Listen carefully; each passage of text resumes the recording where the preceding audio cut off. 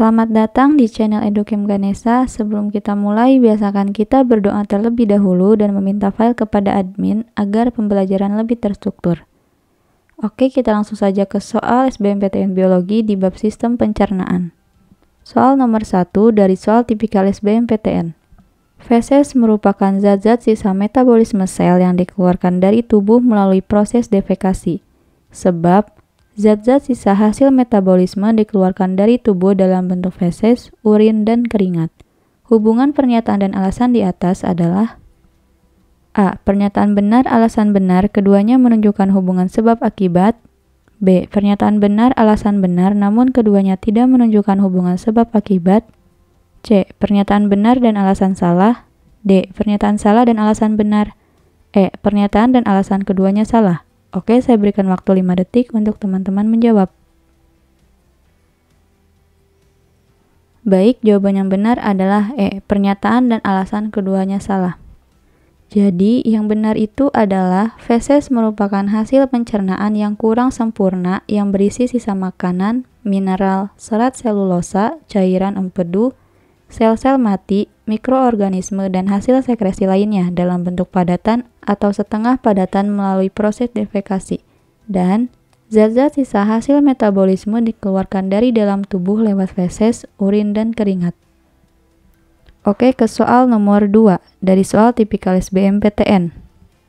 Perhatikan pernyataan berikut: 1 mulut, 2 lambung, 3 duodenum, 4 kolon. Proses pencernaan secara kimiawi yang melibatkan enzim karbohidrase pada manusia terjadi di dalam A. 1, 2, dan 3 benar, B. 1 dan 3 benar, C. 2 dan 4 benar, D. 4 saja, E. Semua jawaban benar. Oke, 5 detik lagi untuk teman-teman menjawab. Baik, jawaban yang benar adalah B. 1 dan 3.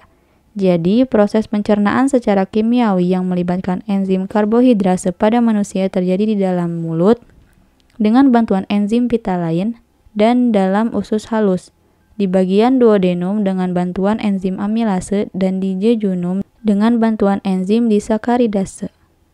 Oke, soal nomor 3 dari soal tipikal SBMPTN. Tembolok pada burung dara berfungsi sebagai tempat menyimpan makanan sementara. Pada burung pemakan biji, tembolok merupakan bagian dari A. Tenggorokan, B. Kerongkongan, C. Lambung, D. Usus halus, E. Usus tebal. Oke, 5 detik lagi untuk teman-teman menjawab. Baik, jawaban yang benar adalah B. Kerongkongan. Jadi, tembolok pada burung dara berfungsi sebagai tempat penyimpanan makanan sementara. Pada burung pemakan biji, tembolok itu merupakan bagian dari organ kerongkongan atau esofagus, dan di sini terjadi pencernaan awal secara mekanik. Oke, soal nomor 4 dari SBMPTN tahun 2016. Di dalam peroksisom, H2O2 akan didekomposisi oleh enzim A. Dehidrogenase, B. Hidrogenase, C. Katalase, D. Oksidase, E. Hidrolase. Oke, 5 detik lagi untuk teman-teman menjawab.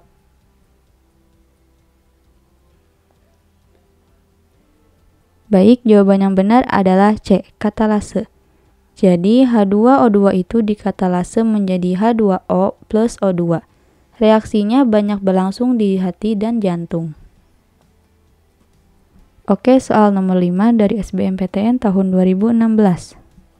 Fili saluran pencernaan disusun oleh epitel silindris berlapis banyak, sebab epitel silindris membantu proses penyerapan nutrisi di duodenum.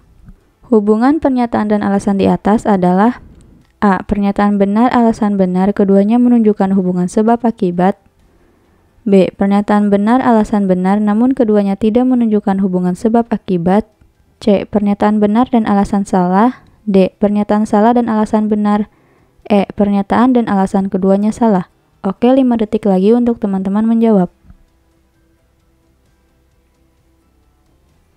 Baik, jawaban yang benar adalah E. Pernyataan dan alasan keduanya salah. Jadi, pernyataan 1 itu salah karena fili saluran pencernaan disusun oleh epitel silindris berlapis tunggal, bukan berlapis banyak. Dan alasannya salah karena penyerapan nutrisi di ilem, bukan di duodenum. Oke, soal nomor 6 dari soal tipikal SBMPTN. Bila kelenjar ludah tidak berfungsi, maka pencernaan tepung dalam sistem pencernaan tidak akan terjadi. Sebab tepung merupakan polimer yang dalam pencernaannya memerlukan enzim petilain. Hubungan pernyataan dan alasan di atas adalah A. Pernyataan benar, alasan benar, keduanya menunjukkan hubungan sebab akibat. B. Pernyataan benar, alasan benar, namun keduanya tidak menunjukkan hubungan sebab akibat. C. Pernyataan benar dan alasan salah. D. Pernyataan salah dan alasan benar. E. Pernyataan dan alasan keduanya salah. Oke, 5 detik lagi untuk teman-teman menjawab. Oke, jawaban yang benar adalah A. Pernyataan dan alasannya benar, keduanya memiliki hubungan sebab akibat. Jadi, kelenjar ludah menghasilkan enzim petilain yang dapat mengurai tepung atau pati. Bila kelenjar ludah tidak berfungsi, maka pencernaan tepung dalam sistem pencernaan tidak akan terjadi. Dan tepung merupakan polimer yang dalam pencernaannya memerlukan enzim petilain. Oke, soal nomor 7 dari soal tipikal SBMPTN. Proses pencernaan makanan dimulai ketika makanan berada di dalam esofagus, sebab otot dinding esofagus melakukan gerak peristaltik untuk mensekresi enzim pencernaan.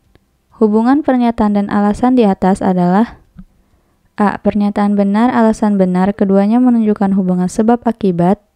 B. Pernyataan benar, alasan benar, namun keduanya tidak menunjukkan hubungan sebab akibat. C. Pernyataan benar dan alasan salah. D. Pernyataan salah dan alasan benar. E. Pernyataan dan alasan keduanya salah. Oke, 5 detik lagi untuk teman-teman menjawab.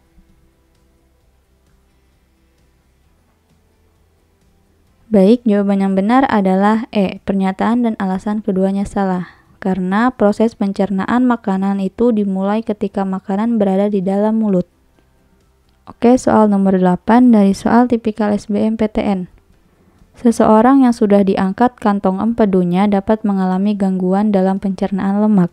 Sebab di dalam air empedu terdapat enzim yang berfungsi untuk mencerna lemak. Hubungan pernyataan dan alasan di atas adalah A. Pernyataan benar, alasan benar, keduanya menunjukkan hubungan sebab akibat. B. Pernyataan benar, alasan benar, namun keduanya tidak menunjukkan hubungan sebab akibat. C. Pernyataan benar dan alasan salah. D. Pernyataan salah dan alasan benar. E. Pernyataan dan alasan keduanya salah. Oke, 5 detik lagi untuk teman-teman menjawab. Baik, jawaban yang benar adalah C. Pernyataan benar dan alasannya salah. Jadi, seseorang yang sudah diangkat kantong empedunya dapat mengalami gangguan dalam pencernaan lemak. Empedu membantu kerja enzim lipase dengan membentuk misel-misel. Misel membantu menambah luas permukaan partikel sehingga enzim lipase lebih cepat merombak lemak. Oke, soal nomor 9 dari soal tipikal SBMPTN. Sistem pembuluh darah yang membawa hasil pencernaan dari usus halus adalah A. Intestinalis, B. Porta renalis, C. Pulmonalis, D. Porta hepaticus, E. Abdominalis. Oke, 5 detik lagi untuk teman-teman menjawab. Baik, jawaban yang benar adalah A. Intestinalis. Di sini cukup jelas, jadi kita langsung saja ke soal nomor 10. Dari soal tipikal SBMPTN. Kelainan yang timbul jika kekurangan hormon yang dihasilkan oleh kelenjar anak ginjal adalah A. Diabetes mellitus, B. Addison, C. Myxedema, D. Kretinisme, E. Morbus Basedowi. Oke, 5 detik lagi untuk teman-teman menjawab. Baik, jawaban yang benar adalah B. Addison. Jadi, kelenjar adrenal menghasilkan cukup hormon kortisol dan terkadang juga aldosteron. Saat tubuh sedang stres, kekurangan kortisol dapat mengakibatkan krisis Addisonian yang mengancam jiwa, ditandai dengan tekanan darah yang rendah. Oke, soal nomor 11 dari SBMPTN tahun 2004. Perhatikan pernyataan berikut. 1 mulut, 2 usus halus, 3 usus besar, 4 lambung. Pencernaan protein secara kimiawi terjadi di dalam A. 1, 2, dan 3 benar, B. 1 dan 3 benar, C 2 dan 4 benar, D 4 saja, E semua jawaban benar. Oke, 5 detik lagi untuk teman-teman menjawab. Baik, jawaban yang benar adalah C 2 dan 4. Jadi, pencernaan protein dimulai dari lambung dan berakhir pada usus halus. Kelenjar-kelenjar pada dinding lambung menghasilkan getah lambung yang mengandung HCl dan enzim pencernaan. Satu, enzim pepsin yang berfungsi memecah molekul protein menjadi peptid. Kedua, enzim renin yang berfungsi mencerna protein susu. Dan yang ketiga, lipase yang berfungsi mencerna lemak. Selanjutnya, molekul-molekul protein itu diubah menjadi asam amino di dalam usus halus. Oke, soal nomor 12 dari SBMPTN tahun 2004. Perhatikan pernyataan berikut. 1 rumen, 2 retikulum, 3 omasum, 4 abomasum. Bagian lambung domba yang bersuasana asam adalah A. 1, 2, dan 3 benar, B. 1 dan 3 benar, C. 2 dan 4 benar, D. 4 saja, E. semua jawaban benar. Oke, 5 detik lagi untuk teman-teman menjawab. Baik, jawaban yang benar adalah D. Di sini, domba termasuk binatang ruminantia atau memamah biak. Lambung hewan pemamah biak terbagi atas beberapa bagian. Yang pertama, rumen atau perut besar. Yang kedua, retikulum atau perut jala sebagai tempat mencerna makanan sehingga membentuk gumpalan-gumpalan kecil. Dan yang ketiga, omasum atau lambung. Perut masam yang merupakan tempat terjadinya pencernaan makanan secara kimiawi dalam suasana asam oleh enzim pencernaan. Oke, soal nomor 13 dari SBMPTN tahun 2013. Bakteri asam laktat dapat membantu manusia yang tidak toleran pada susu segar karena menghasilkan enzim A. Beta-galaktosidase, B. Glukoamilase, C. Glukokinase, D. Glukosidase, E. Beta-amilase. Oke, 5 detik lagi untuk teman-teman menjawab. Baik, jawaban yang benar adalah A. Jadi, bakteri asam laktat adalah bakteri yang dapat menghasilkan enzim beta-galaktosidase yang berperan pada penderita laktointoleransi yang tidak mampu memanfaatkan laktosa susu. Oke, soal nomor 14 dari SBMPTN tahun 2013. Perpindahan nutrisi dari saluran pencernaan bagian dalam ke pembuluh darah disebut A. Ingesti, B. Sekresi, C. Absorpsi, D. Defekasi, E. Endositosis.